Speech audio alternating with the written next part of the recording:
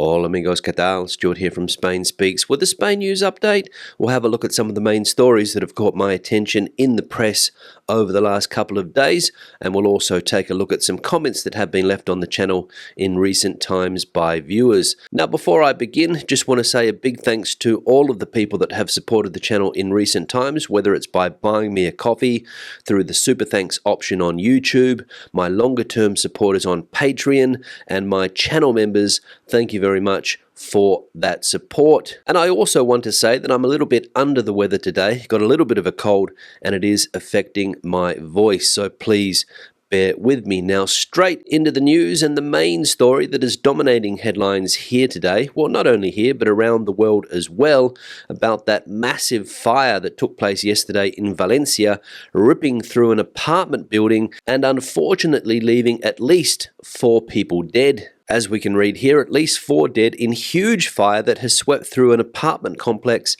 in Valencia. At least 4 people have died in the fire at the housing complex in the neighborhood of Campanar in Valencia. Authorities fear for the lives of between 9 and 15 people who are still unaccounted for by their families, according to the mayor of the city, Maria Jose Catalá, who added that the number of unaccounted for people is still being reviewed. The emergency services have attended to 15 people, among them 7 firefighters. 9 of them, 5 are firefighters, have been admitted to hospital, although their lives are not in danger. In barely half an hour, the flames spread to the entire building, built in the early 2000s and with 138 homes. The flames spread along the entire facade and caused parts of the building to fly several meters away. So Spain's own version of a towering inferno happening yesterday in the city of Valencia, with at least, as we saw there, 4 people dead, but still quite a few people unaccounted for, and the blaze ripping through that building in around half an hour, and some 138 apartments affected. And I'm going to be honest, having seen this on the news last night, I haven't seen a fire rip through a building that quickly in a long time. Obviously, firefighters have to do an investigation, but it seems fairly clear that there was some type of flammable material used in the construction of that building. Now, another corruption scandal has rocked the country. In fact, it's the current government that is under the spotlight in this corruption scandal, because as we can see here, Koldo Garcia, ex-minister Abelo's right-hand man, has been arrested for an alleged scheme to buy masks in exchange for commissions. The Guardia Civil has arrested Koldo Garcia Izaguirre, a close associate of former minister José Luis Abelos when he was in charge of the transport ministry, and another 19 people for an alleged scheme involving the purchase of masks in exchange for commissions during the COVID-19 pandemic. Among those arrested is also Victor de Aldama, president of Zamora Football Club, reports EFE. So the socialist side of the current coalition government that we have here in Spain, rocked by this alleged corruption scandal, which goes back to the days of the pandemic and middlemen getting rich buying masks at a cheap price from China and selling them for inflated prices to the government, allegedly. So a corruption scandal never far away in Spain, unfortunately. Another piece of news now, and former Barcelona Football Club player Dani Alves has been sentenced to 4.5 years in prison for rape. As we can read here, Dani Alves sentenced to 4 years and 6 months in prison for raping a girl in a Barcelona nightclub. The Barcelona High Court has sentenced former footballer Dani Alves to 4 years and 6 months in prison for raping a 23-year-old woman in the bathroom of a VIP area of the Sutton nightclub in Barcelona on the night of December the 30th, 2022. Alves, who was summoned to be informed of the verdict from the trial held against him 2 weeks ago, has been transferred to the Barcelona High Court in a police van from the Bryans prison, where he has been held since his arrest in January of last year. So a high-profile rape case, this one, involving that ex-footballer Dani Alves, used to play for Barcelona and also Brazil, probably some other clubs there too, and being sentenced to 4.5 years in prison for the incident that took place in a nightclub back in 2022. And the final piece of news we'll look at today, and it's the story that keeps on giving, the story about a priest that has been arrested in Badajoz here in Spain for selling illegal substances. And as we can read here, the plan of the priest from Don Benito and his partner to distribute drugs to the rest of the country. They had an increasingly large clientele, someone said. The Civil Guard has released details of Operation Botafumerio, which has ended with the arrest of a priest and his partner in Don Benito for drug trafficking. The judge ordered the man who lived with the priest to be remanded in custody but released him on bail. They are accused of a crime against public health. Police investigations established that the detainees received substances with amphetamine and stimulant effects from different European countries. The clientele, according to the agents, was an increasingly large clientele. So there we go, and as I said, this is the story that keeps on giving. A priest and his romantic partner, a male partner, are arrested for drug trafficking. And according to the police, the clientele that these two people had was getting bigger and bigger. And I'm trying to work out how this priest discovered this business opportunity. Was it through moments of confession when people would come and tell the priest their problems and issues? Or was it some other way? I've got no idea. In any case, the mind boggles. Let me know what your theories are as to how this priest discovered this lucrative business in the comment section below. Now let's have a look at some of the comments that have been left on the channel recently. One here from Mila: there is no shortage of water when they are building 9,000 more houses in Torrevieja and 6,000 near Guardamar del Segura, Costa Blanca. Yeah, Mila, thanks for the comment, and obviously a little bit skeptical that there are water shortages currently in Spain,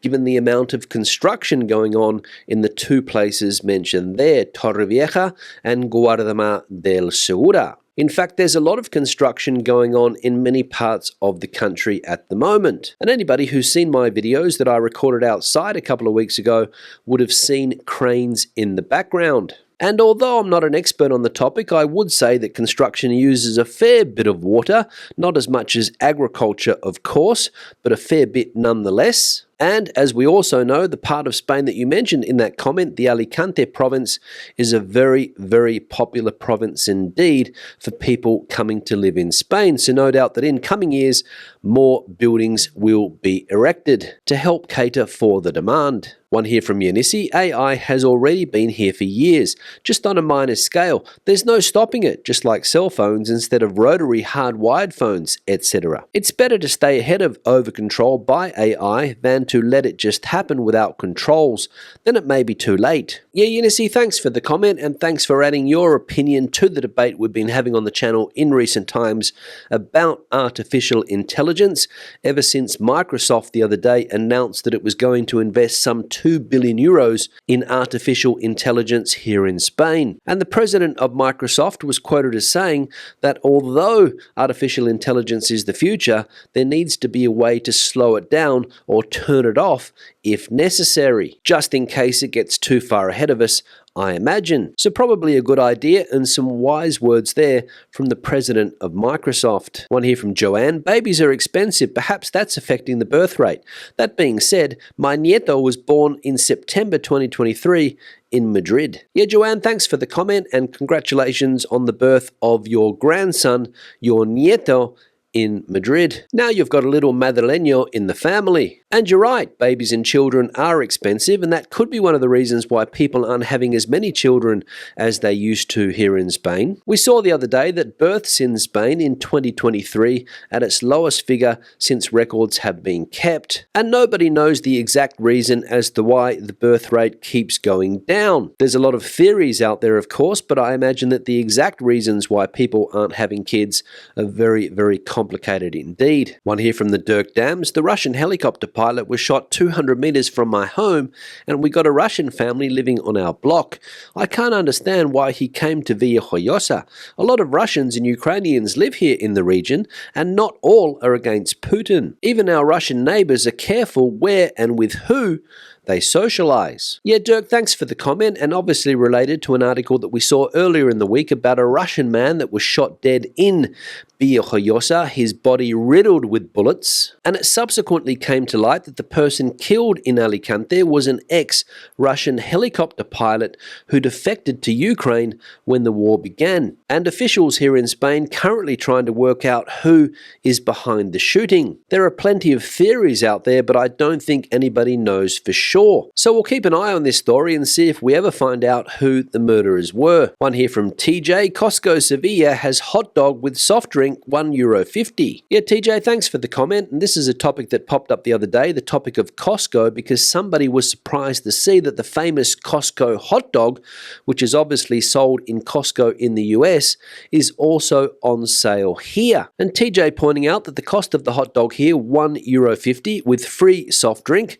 Important that, free soft drink. And I think the price in the States is $1.50, also with free soft drink and a refill, I believe. So although I have never been to Costco here in Spain, I imagine they have the exact same model that they have in the United States. Same products, same food at the restaurant. But if I'm wrong, let me know in the comment section below. One here from Newsmonger. I've noticed a lot of women sunbathing topless this week here in Fuengirola. I thought that was considered inappropriate here now. Not sure what the law says. Yeah, Newsmonger, thanks for the comment. And if there's a lot of women sunbathing topless at the moment in Fuengirola, imagine what the summer months will be like. And is it considered inappropriate to sunbathe topless here in Spain? I don't think so. In fact, I think it's a completely normal thing for some women to do when they go to beaches here in Spain. And the final one here from Michael, priests are not supposed to have romantic partners. Yeah, Michael, thanks for the comment, and I thought that was the case too, that priests in the Catholic Church are not supposed to have romantic partners. Obviously, we're talking about the priest and his partner that have recently been arrested for drug trafficking in Badajoz in the autonomous community of Extremadura. And not only was the priest in a relationship, but he was in a homosexual relationship according to news reports. So I imagine that some people's heads are spinning at the moment because of this case. On that note, I'll wrap the video up. Questions and comments, please leave them in the section below. Debate the video out as you normally do. If you have anything to add to the conversation today, the comment section is the place for you. Give the video a thumbs up if you liked it, thumbs down if you didn't. I'll see you in the next one. Hasta luego.